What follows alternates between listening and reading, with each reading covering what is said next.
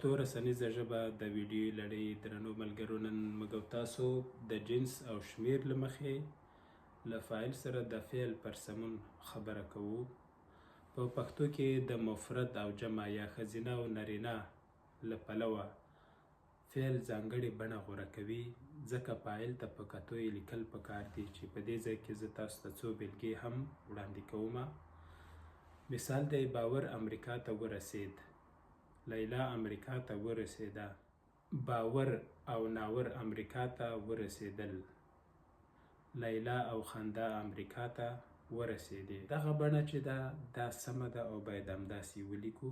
یعنې نارینه چې وي د فعل نه وروسته هې نه راځي، که ښځینه وي مفرد وي د فعل نه وروسته هې راځي، که دوه نارینه نومونه وي یا څو نارینه نومونه وي له فعل وروسته لام راځي، او که دوه ښځینه نومونه وي یا ډیر وي بیا د فعل اخر کې اوږده یې راځي، لکه ورسېدې.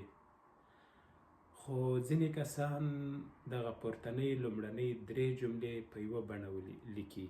مثلا که راغلی وي چې باور امریکا ته ورسېده، هم رسېده کې هې راوړي، او لیلا امریکا ته ورسېدم هې راوړي، باور او ناور امریکا ته ورسېده هم هې پکې راوړي.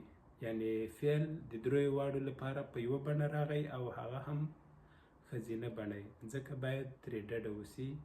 او څنګه چې دلته د فرمول په ډول وړاندې سول، باید همدې ته په پام ولیکل سي. ډېر وضاحت لپاره به په یو بل مثال هم خبرې وکړو.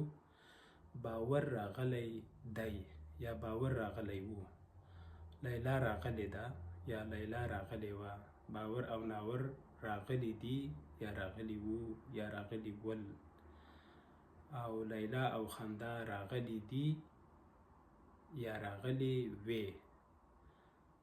ګورئ دلته په باور کې چې مفرد نارینه نوم دی راغلی، یعنې یې ته ټکي نه راځي، خو لیلا چې ده بیا راغلی په اوږده یې راځي، او بیا دوه نارینه یا څو نارینه نومونه چې راسي بیا راغلي څنګ په څنګ یې باندې راځي.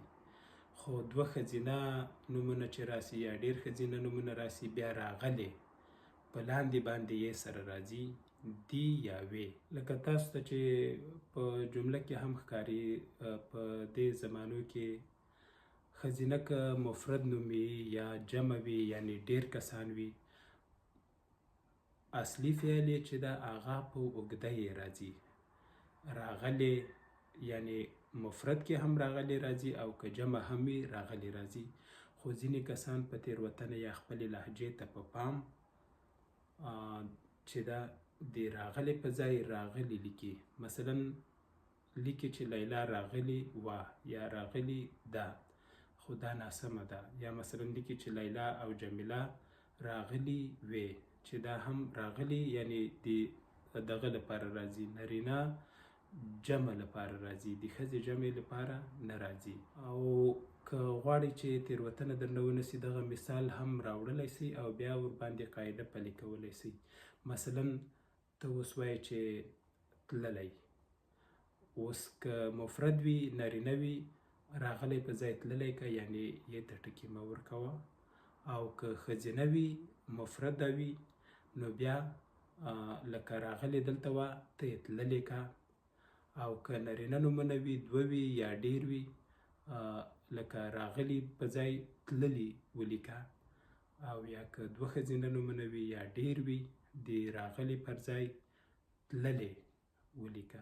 نو دې سره یې تاسو توپیرولی سئ.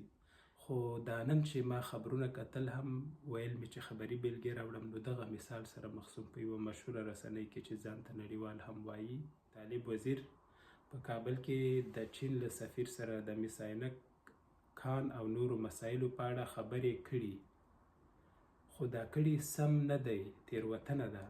که مذاکرات وی یعنې نارینه نوم وی او جمع وی بیا سم و، لکه طالب وزیر په کابل کې د چین له سفیر سره د مس عینک کان او نورو مسایلو په اړه مذاکرات کړي. دلته خبرې مؤنث دی، ځکه باید کړي راسي. نو سم مثال یې همدا دویم دی چې طالب وزیر په کابل کې د چین له سفیر سره د مس عینک کان او نورو مسایلو په اړه خبرې کړي. لاندې باندې او که بشپړان فعل ورسره راوړي بیا دې ورسره اضافه کولی شئ.